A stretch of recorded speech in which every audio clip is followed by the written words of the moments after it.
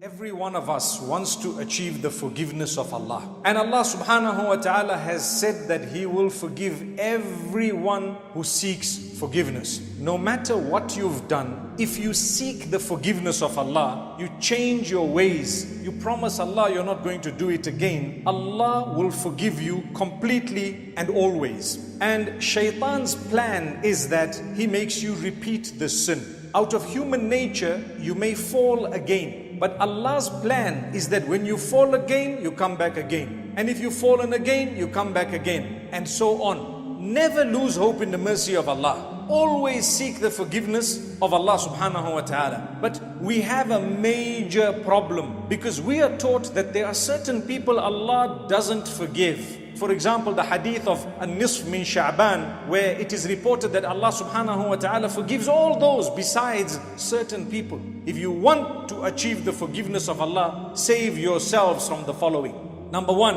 al-mushrik. A person who associates partners with Allah in worship, Allah says, I won't forgive that person. Look at the companions of the Prophet Muhammad sallallahu alayhi wasallam. They were all mushriks at one stage. They were all people who associated partners with Allah in the Meccan period. Those from Mecca, that's what they were. They were mushrikeen of Mecca. Because they sought forgiveness and changed their ways, Allah forgave them. But we're talking of a person who passes away and he did not seek forgiveness or she did not seek forgiveness. Allah says, I can forgive everything, but shirk, I won't forgive. إِنَّ اللَّهَ لَا يَغْفِرُ أَن يُشْرَكَ بِهِ وَيَغْفِرُ مَا دُونَ ذَلِكَ لِمَن يَشَاءُ. Allah has chosen and declared and dictated that He will not forgive association of partnership in worship with Him. But besides that, He may forgive whatever He wills. I need to constantly ask myself, is this that I'm doing shirk?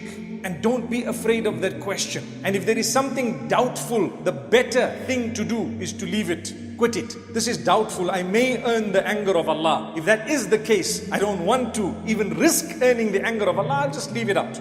Let's move on. Besides shirk, there are certain things that Allah subhanahu wa ta'ala says when He forgives all people, certain categories He won't. The second one is al-mushahin. A person who holds in his heart grudge and hate and ill feeling and malice towards others. Clean your heart. My brothers and sisters, if you're a mu'min and you want paradise, clean your heart. Even those who you disagree with or those who disagree with you, just have a clean feeling towards them. Even people who hate you and who don't like you, in your heart you don't need to have that enmity and hatred and malice and dirt, but rather you can stay away comfortably, but with respect, with dignity, with kindness, with good words.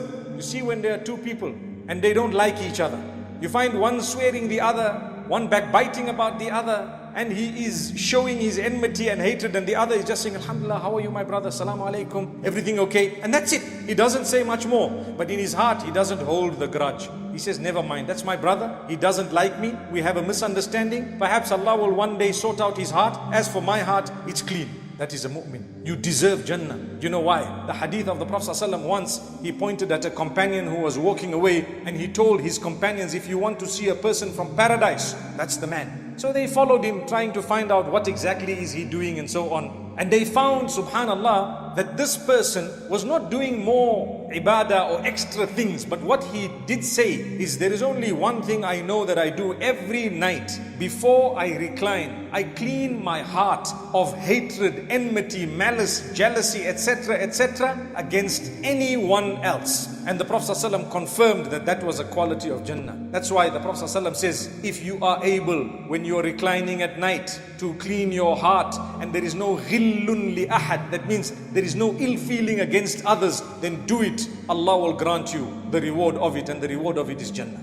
Subhanallah. Look at how Allah says He doesn't forgive shirk on one hand, because that's the association of partnership in worship with Him. And on the other hand, He doesn't forgive those who have ill feeling against His creation, because Allah created. And Allah put people in your life in order to test you. We've said that many times. Allah makes you cross the path of a person to test you. Will you be just and fair, or are you going to just vent and be a person who thinks that he is superior to everybody else? If that's the case, you won't achieve forgiveness that easily. Another quality that is mentioned is al-musbilu thawbah, a person who lengthens his clothing well below his ankles. It is depictive of pride. So the quality that Allah does not like is the quality of pride. When you are a person who is full of pride and you are proud, where you belittle others, in that particular case, it's going to be tough for you to be forgiven by Allah. Allah says, I don't like the one who is proud and arrogant. The Quran says that. Inna Allah la yuhibbu kulla mukhtal fakhur. Allah doesn't like those who are, haughty and they belittle others. They are proud. When the Prophet ﷺ once said, لا يدخل الجنة من كان في قلبه مثقال حبة من خردل من كبر.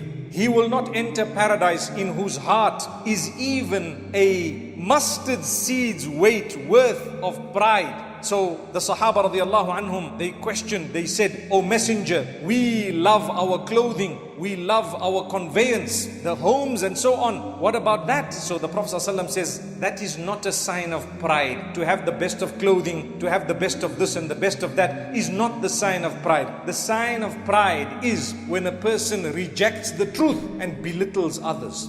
Treat them like rubbish, astaghfirullah. You treat someone like you are it and that person is nothing, dust. You ignore them. You treat them like they are not even human beings. Treat people with respect. Allah will forgive you. Allah will forgive you for your shortcomings without even you knowing. I had a shortcoming and it was forgiven by Allah automatically. Because the Quran says, Innal hasanati yudhibna as-sayyi'at. When you do good deeds, they will automatically wipe out your minor sins. Automatic.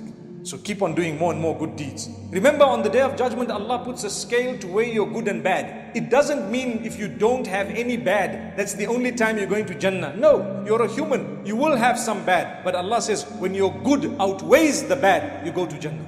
May Allah forgive us. Another one. Al-Qati', a person who cuts relationships with their family for no reason, or for dunya purposes, because of money, because of wealth, because of some little misunderstanding. You cut relations with those we made you related to. When you're related to someone, who chose that relationship? You didn't. Allah chose it. Allah says, I'm going to test you. That's why I made this person who is a tyrant your father. Allah forgive us. May Allah not make us fathers who are tyrants. But even if your father is a tyrant, don't break relations unnecessarily.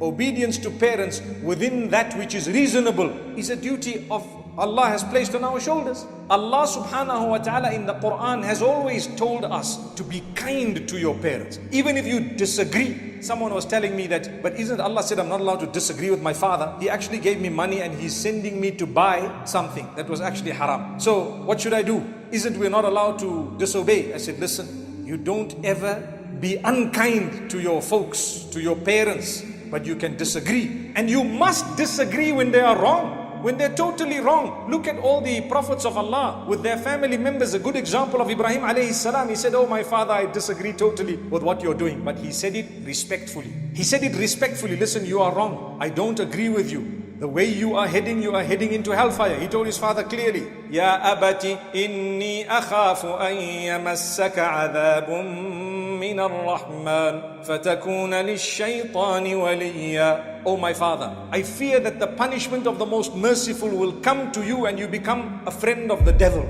You choose a respectful means and a respectful way of disagreeing, because you are never allowed to be unkind to your parents, even when you disagree with them. And even if they are unkind, be kind, disagree politely. Worst comes to worst, walk away with respect. Don't be unkind. So that has got to do with al-aaq.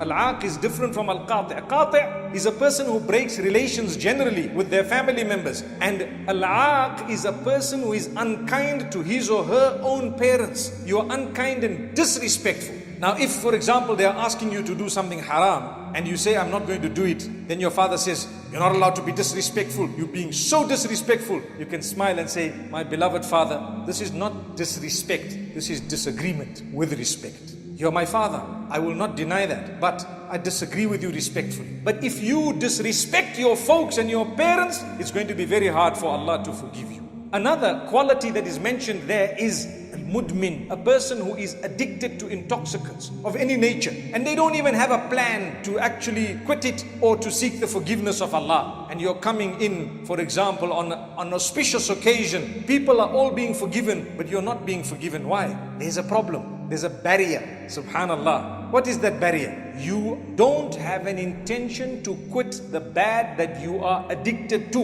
in terms of that which is intoxicating or sinful. You don't have an intention. Remember one thing, when you are doing something wrong habitually, as a mu'min, at least feel in your heart what I'm doing is wrong. Wallahi, that feeling will save you. Because the first time you committed the sin, you feel guilty. The second time, the guilt is less. The third time, the guilt is even less. The fourth and fifth and sixth time, you don't even feel it's a sin anymore. It just becomes nature. So Allah says, when you feel bad with your sin, it's a sign that you're a believer. Why would I feel bad? Because I love Allah. I have a weakness, but I love Allah. I want Him to forgive me, strengthen me, and don't just make dua. A brother had a very bad habit of going to the clubs every weekend. So we met him and we started talking, and I said, brother, just quit this habit. He says, make dua. I tell him, are you insulting yourself or me? Or are you insulting Allah? Dua is very important, I agree.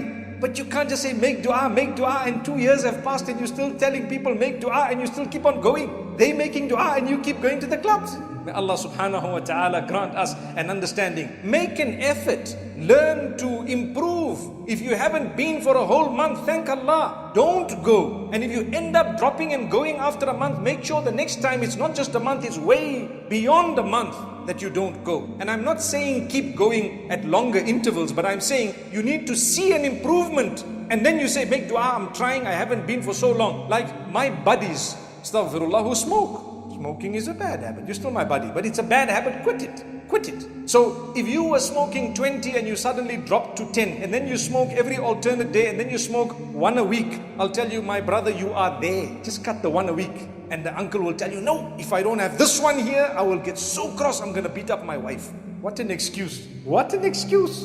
You down to one. The one uncle says, I need a cigar. Otherwise, these people are in trouble. I said, uncle, you know what? With that cigar, you are in trouble.